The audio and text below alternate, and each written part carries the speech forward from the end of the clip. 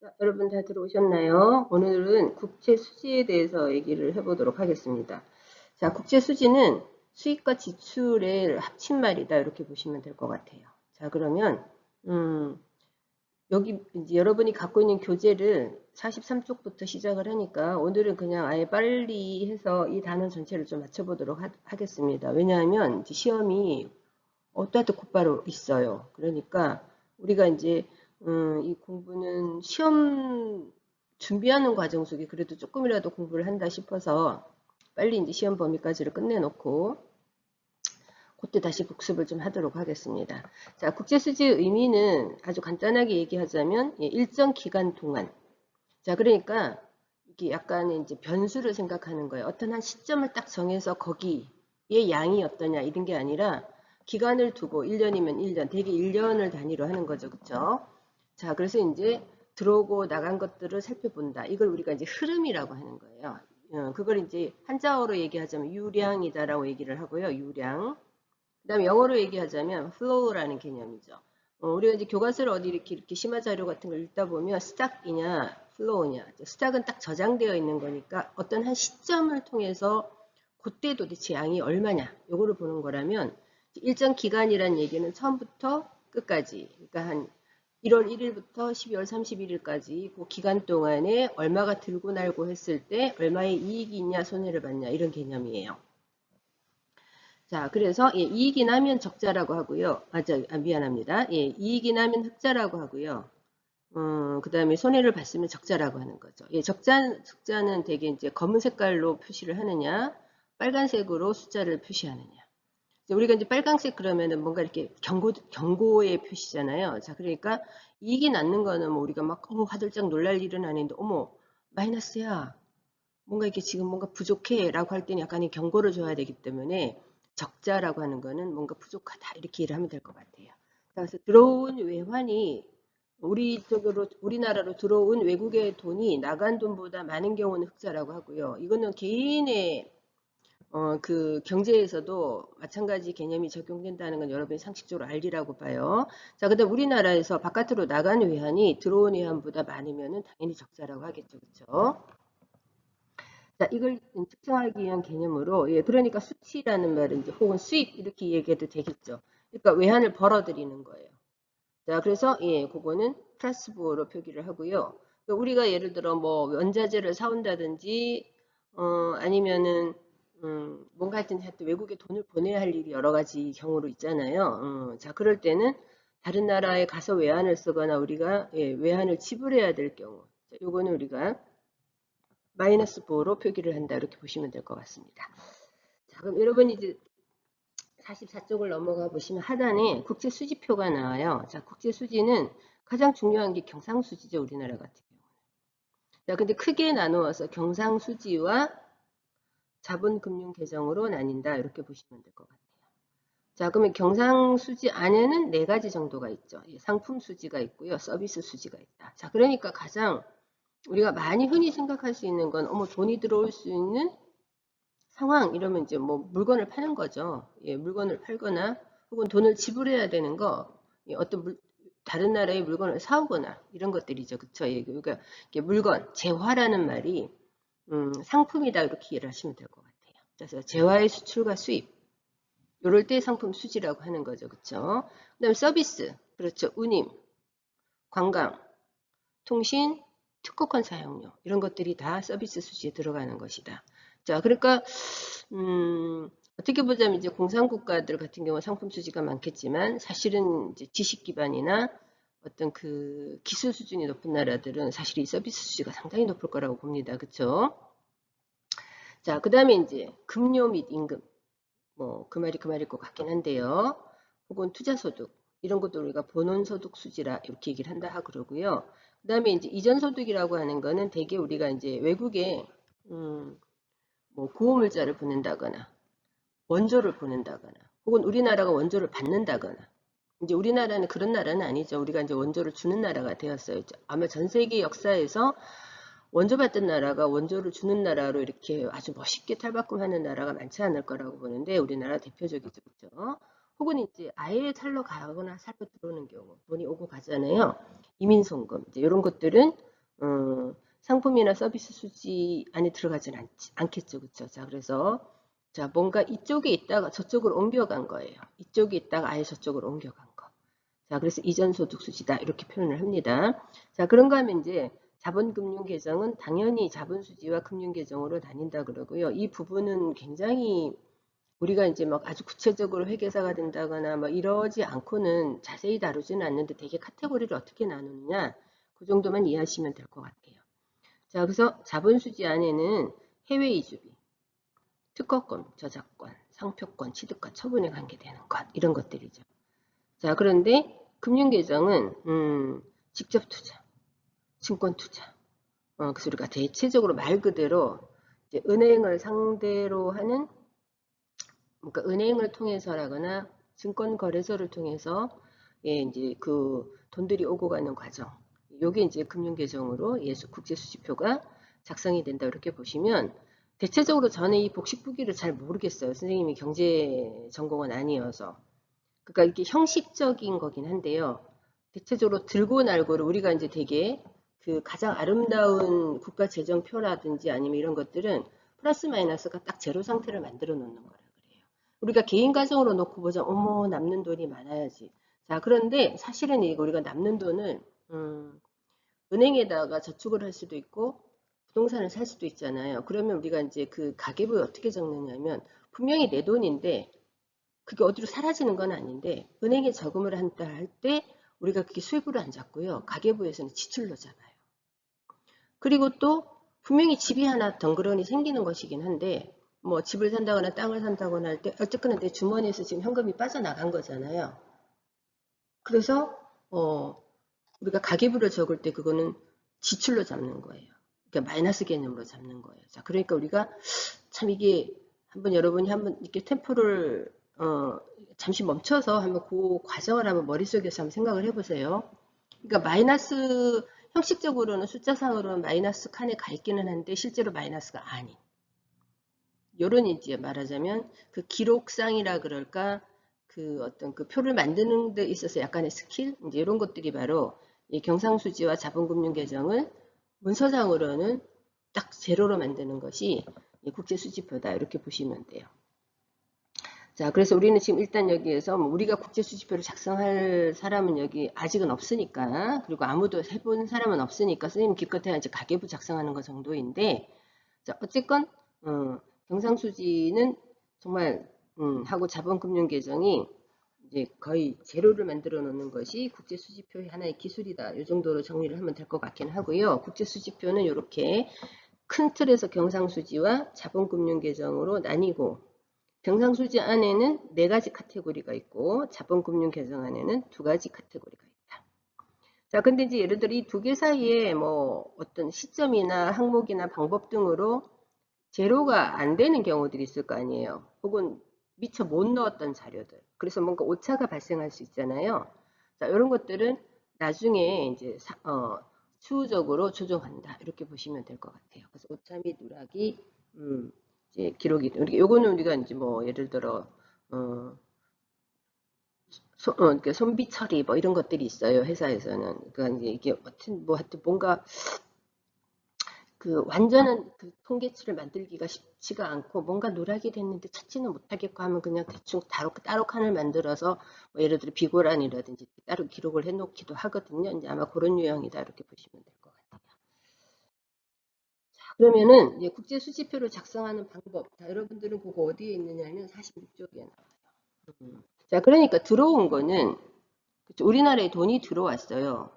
그러면은 돈 벌었다 플러스 개념이잖아요. 그러니까 상품 수지를 하나 예를 들어 보세요. 우리가 상품을 수출했어요. 돈이 들어오잖아요. 그래서 대변이라서 여기는 플러스 개념이에요. 근데 상품을 수입했어요. 그럼 우리가 돈을 줘야 되잖아요. 자, 그래서 차변이라 그래서 여기는 마이너스 개념인 거예요. 자, 그렇게 이해를 해보시면 되게 수출을 하거나 수치를 하거나 수입이 들어오거나 예, 돈이 들어오거나 어떤 명목으로든지 자, 그러면 우리가 플러스 개념으로 대변에 잡습니다. 그러면 수입을 하거나 지급을 하거나 지출을 하거나 자본이 유출되거나 자, 이러면 예, 차변에다가 기록을 한다. 자, 요거는 크게 딱 개념적으로만 예, 우리가 돈을 벌어들였다. 그쵸? 혹은 외국 이게 그런 게 있어요. 예를 들어 우리가 가계부에서도 우리가 집을 사기 위해서 은행에다 돈을 빌리잖아요. 그럼 우리 개념에서는 빚이라고 생각해서 마이너스 개념이다 이렇게 생각하지만 가계부에서는 어디에 적느냐면 수입으로 적는 거예요. 어쨌든 우리 집 안으로 돈이 들어왔기 때문에. 자, 그러니까 예, 투자 자본이나 투자 이외의 자본들이 우리나라에 들어온다. 예를 들어 외국이 어떤 나라가 우리에게 차관을 제공해준다. 이러면 우리한테 어쨌건 우리는 그게 빚인 것 같은데도 빚이란 개념보다는 예, 우리나라 안으로 돈이 들어온 거란 말이에요. 자, 그래서 플러스 개념으로 잡는 겁니다. 자, 요거를 처음에 선생님도 어릴 때 이야기가 되게 이게 뭐지? 라는 생각을 했었거든요. 자, 그래서 무조건 우리나라 안에 돈이 들어오면은 대변에 들어가야 돼요. 무조건 어떤 의미든지 내 주머니에서 혹은 우리나라 곳간에서 뭔가 돈이 빠져나가면 차변에다가 예, 기록을 한다. 이렇게 그래서 되게 대변과 차변이 제로 상태를 만들어 놓는 것이 국제 수지표다. 이렇게 보시면 될 것 같습니다. 이해가 되시나요? 자, 넘어가 보도록 하죠. 자, 그러니까 당연히 국제 수지는 흑자는 뭐가 남아요. 우리나라 안에 지금 돈이 되게 많이 와 있어. 그러니까 그래서 국민 경제가 대단히 활성화되어서 예, 소득이나 고용이나 혹은 뭐막 하여튼 그 생산이나 이런 게 굉장히 확대되어 있는 상황이다. 이렇게 보는 거죠. 그러니까 쉽게 해서 어머 쟤들 부자야. 저 집에 여유가 많아. 저 나라가 여유가 많아. 그러면 외국 사람들이 바라볼 때도 저 나라한테는 뭐 진짜 돈을 싸들고 가서 빌려가세요 막 이럴 수 있어요. 자, 그래서 신용도죠. 그런 것들이. 저 사람들은 내가 돈을 빌려줘도 펑크내지 않을 거야. 기본 자산이 있기 때문에. 이렇게 생각을 하는 겁니다. 자, 그러니까 대외적으로 우리나라의 신용도 굉장히 올라가는 거예요. 자, 그러니까 믿고 외국인들이 마구 이제 우리나라 기업에다 투자를 하는 것이죠. 굉장히 선순환 작업들이 일어난다 이렇게 보시면 됩니다. 자, 그러면 돈이 막 들어와요, 우리나라. 돈이 막 들어오고 물품도 되게 많아지고 이러면 당연한 말씀이지만 뭘까요? 예, 통화량이 많아지고 물가가 상승이 된다. 우리는 이걸 뭐라고 한다? 인플레이션이라고 하잖아요. 그러니까 우리가 경제가 성장하는 과정 속에 일정 정도 물가가 오르는 것은 굉장히 바람직한 현상이다. 이렇게 보시면 됩니다. 지금 현재 문제가 되는 건 뭐냐면 스태그플레이션 같은 건데요. 경제 성장이 전혀 안 돼요. 오히려 막 마이너스 경제 성장을 하는데 물가가 막 올라요. 이상한 현상이에요. 우리가 통상 어떻게 생각하느냐면 경제가 잘 성장을 하면 당연히 막 사회에 물건도 많아지고 돈도 많아지고 그렇거든요. 그러니까 자연스럽게 물건값도 높아진다. 이렇게 이해를 해보시면 그건 굉장히 건강한 상태인데 경제 성장이 밑바탕이 안 되는데 물건값이 오른다? 이거는 굉장히 좀 뭔가 좀 이해도 잘 안 되지만 좀 위험한 상황이다. 이렇게 보시면 됩니다. 자, 1번, 2번, 3번까지는 좋잖아요. 그런데 예를 들어 우리나라가 어떤 물건을 다른 나라에 팔려고 할 때 다른 나라가 어머 쟤들은 부자인데 우리가 막 쟤네들 거 사주면 우리나라 것만 우리한테만 불리한 거 아니야? 뭐 하여튼 우리가 쟤네들 좋은 일을 시켜주는 것 같아. 막 우리는 싼 값으로 물건을 파는데 막 이런 식의 생각을 하게 만들어요. 긴장을 하게 하는 거죠.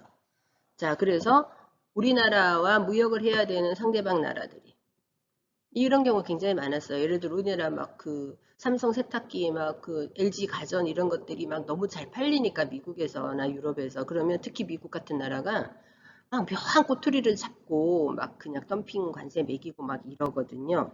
이런 걸 우리가 이제 보호무역 정책이다. 이거는 다음 시간쯤에 들어가도록 하겠습니다. 자, 이런 일들이 벌어져요. 자, 그러니까 무역 마찰이 생길 위험이 상존한다. 왜냐하면 저번 시간에 그런 얘기했는데 기억에 나는지 모르겠어요. 우리나라 지금 현재 전체 세계의 경제의 질서라 그러나 그 흐름들은 자유무역이란 말이에요. 자유무역은 너도 나도 자유롭게 무역하자. 그러니까 우리가 뭔가 국가 간에 세워놨던 장벽들을 좀 헐고 자유롭게 좀 왔다 갔다 할 수, 사람도 좀 자유롭게, 물건도 자유롭게, 그러니까 관세 같은 거 매기지 말자. 가능하면 이런 기조인데 이게 중심이 되기는 하는데 중간중간 곳곳에서 특히 미국과 같은 이렇게 이제 뭐랄까 젠틀하지 못한 나라들이 자기들이 힘을 믿고 막 그 무역 장벽을 지들은 막 세워요. 다른 나라에 가서는 무역 담장을 헐으라고 하면서. 자, 그래서 무역 마찰이 생길 위험이 상존을 하는 거죠. 자, 그럼 반대적인 현상이 바로 적자이잖아요. 그러니까 이거는 뭔가 우리가 지금 빚도 마티아가 나갈 돈은 많고 지금 돈이 부족한 상황이에요. 들어온 돈은 없고.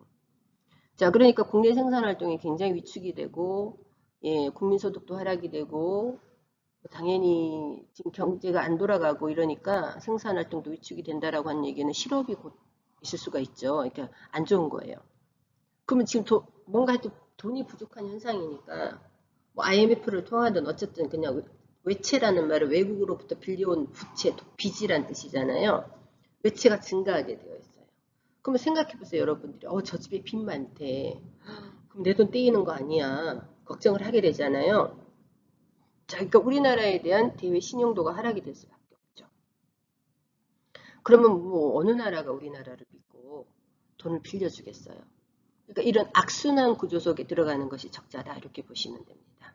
자, 그래서 외국인 투자가 감소된다. 그럼 전체적으로 지금 생산도 잘 안 되고 물건도 없고 외국에 투자도 안 되고 막 어디 돈은 빌려와야 되는데 대외 신용도가 떨어져서 돈 빌릴 데도 없고 그러면 우리 국내 안에 돈의 양이 당연히 적을 수밖에 없어요. 자, 그러면 이게 통화량 감소라는 말입니다. 통화라는 말은 돈이라는 뜻이에요.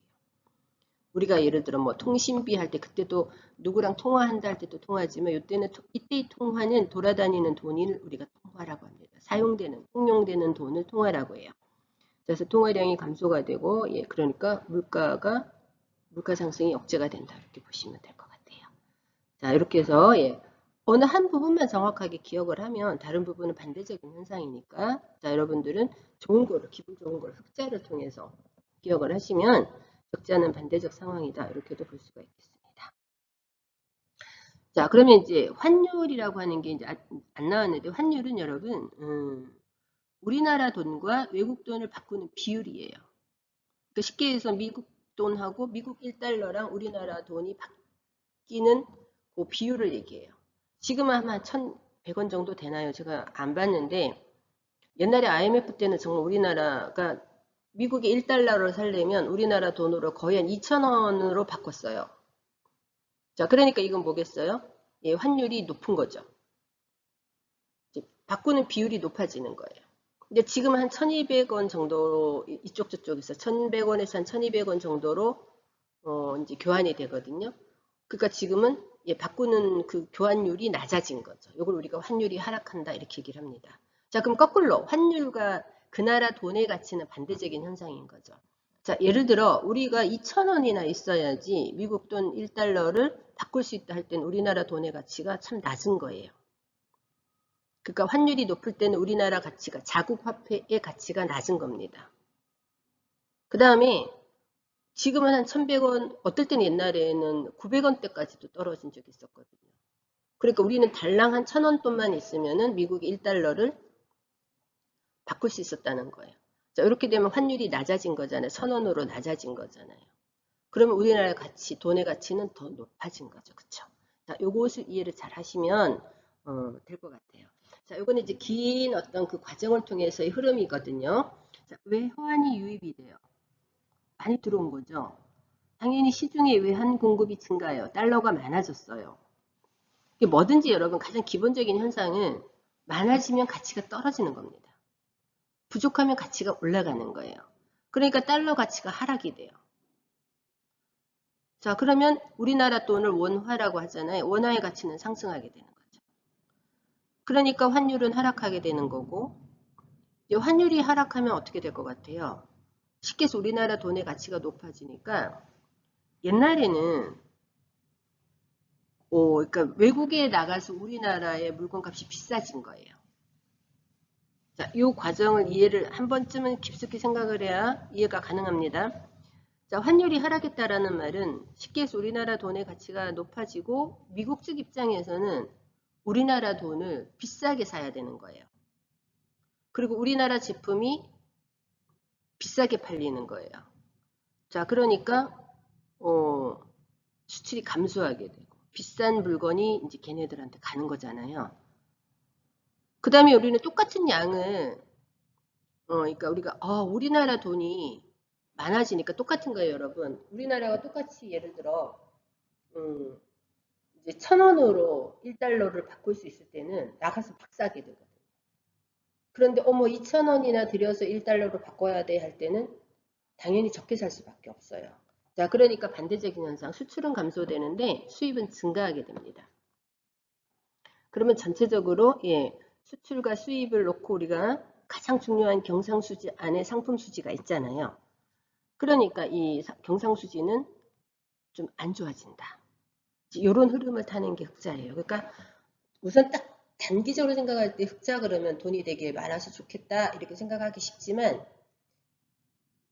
이거 긴 어떤 일정 기간을 놓고 좀 약간 텀을 길게 잡으면 흑자든 적자든 영원히 좋은 것도 없고 영원히 나쁜 것도 없어요.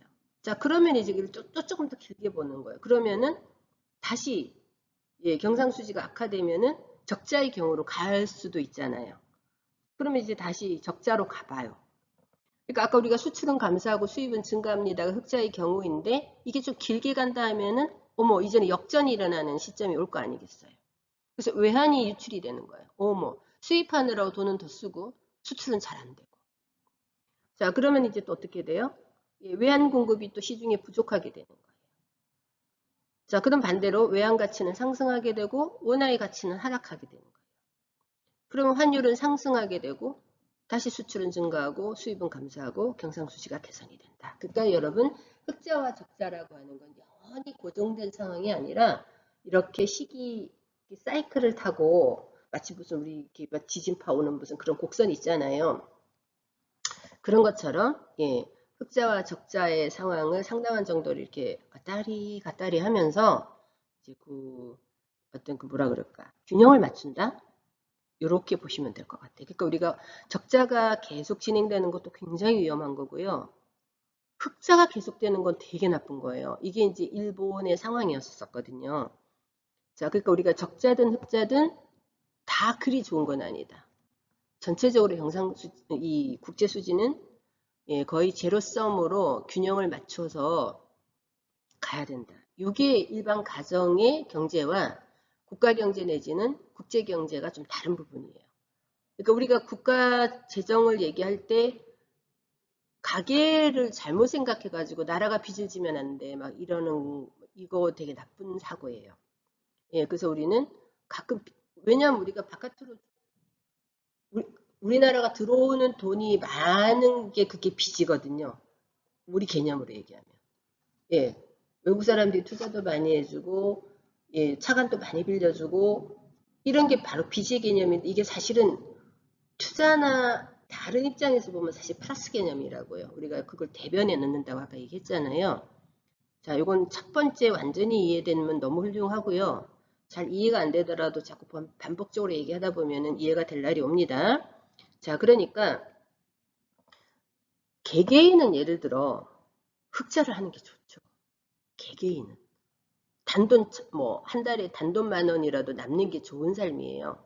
근데 전체 그 규모를 키워서 국가 경제나 국제 경제는 남아도 문제, 부족해도 문제인 거예요. 그래서 우리가 흑자와 적자 사이를 묘하게 줄타기를 하면서 균형을 맞추는 것이 중요하다. 이해되시죠? 그래서 3번 국제수지의 장기적인 적자나 흑자는 모두 국민경제에 부담을 줄 수 있기 때문에 경상수지가 균형을 이루는 것이 중요합니다. 이거 반드시 좀 기억을 해주셔야 돼요. 자, 그래서 우리나라의 국제수지 동향은 경상수지 안에 상품수지가 가장 큰 비중을 차지하죠. 그래서 우리나라 경상수지와 상품수지가 IMF 위기를 겪고 나서 곤두박질을 쳤다가 98년 이후 꾸준히 흑자를 유지. 자, 꾸준히 흑자를 유지한다는 말 자체가 그리 좋은 건 아니에요, 그죠? 자, 그 다음에 그런데 서비스 수지와 이전 소득 수지는 계속 적자가 있다. 요거는 이제 상품은 열심히 파는데 뭐 지적재산권, 무슨 기술 특허 이런 것들에서 우리가 좀 많이 뭔가 빌리고 있다 이런 개념이지 않겠어요? 자, 이전소득 수준은 아까 우리가 이전소득이 뭐였어? 이민을 나갈 때라거나 아니면 외국에 구호 물자를 준다거나 뭐 이런 것들이니까 이건 우리가 또 써야 된단 말이죠. 자, 그래서 이제 상품 수지는 흑자 이런 거는 적자 그래서 그 사이 약간의 균형 막 이런 것일 것 같습니다. 자, 본원소득 수지 계속 적자 상태였다가 해외에서 벌어들이는 투자소득이 증가로. 그래서 우리나라가 우리나라 금융권도 외국에 그 자본 투자를 많이 하거든요.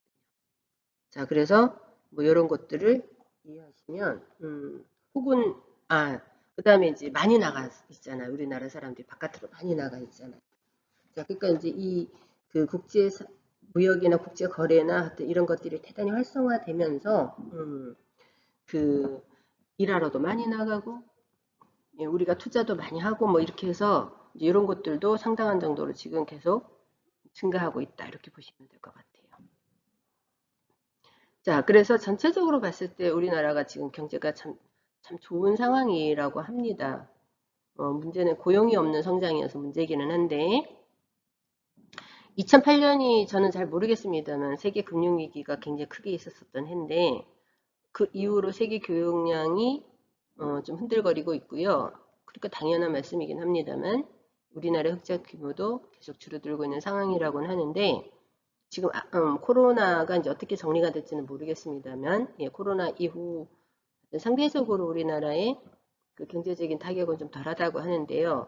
이제 코로나 이후 세계 교역량은 뭐 말할 수 없이 처참할 정도로 줄었을 거라고 보고요.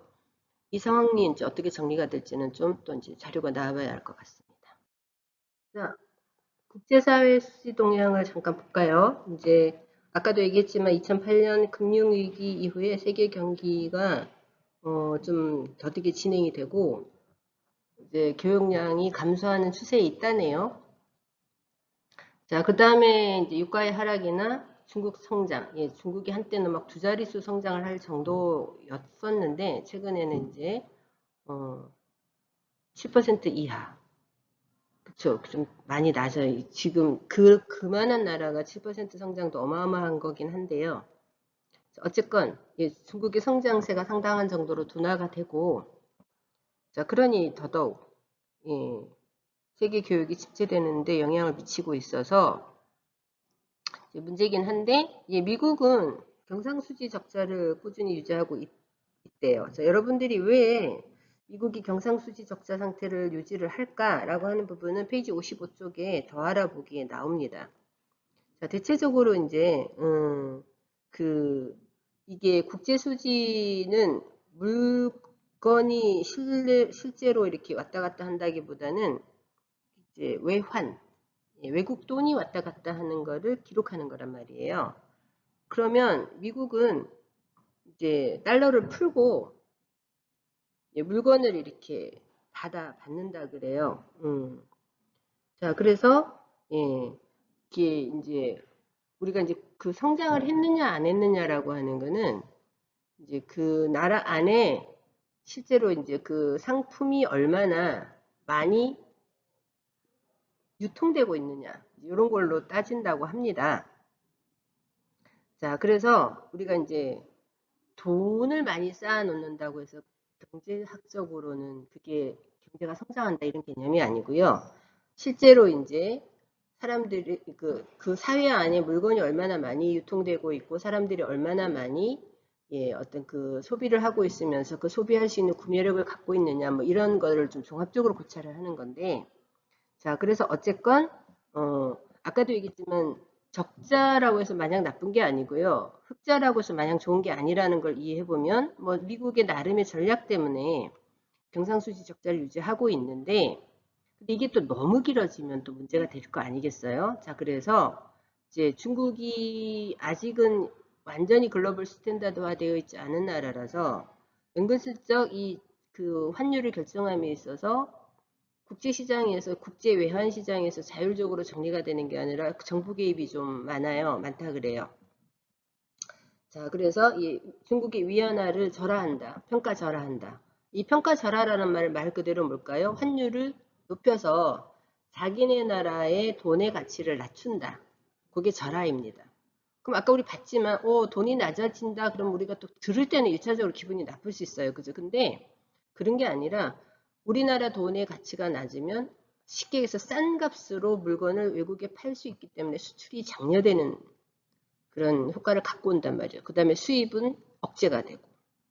그러니까 상대적으로 예, 수입 물품은 우리나라 돈의 가치가 낮기 때문에 우리가 더 많은 돈을 왠지 줘야 될 것 같아요. 예를 들어 잘 생각해 보세요. 예, 지금 시간이 그래서 나중에 또 정리를 하겠습니다. 자, 그래서 이 중국 정부의 인위적인 정부가 마구 개입해 들어온 위안화 절하 정책 같은 것들을 많이 견제하고 있다 그래요. 또한 더불어 마찬가지죠. 아베노믹스도 똑같은 이야기예요. 아까 얘기했지만 이 일본이 계속 이 국제 수지 이런 것들이 계속 오랜 흑자 상태를 유지하면서 오히려 이제 그 아까 봤던 나쁜 사이클 안에 들어가 있었거든요. 자, 그래서 이제 아베가 등장을 하면서 인플레이션 하겠다. 예.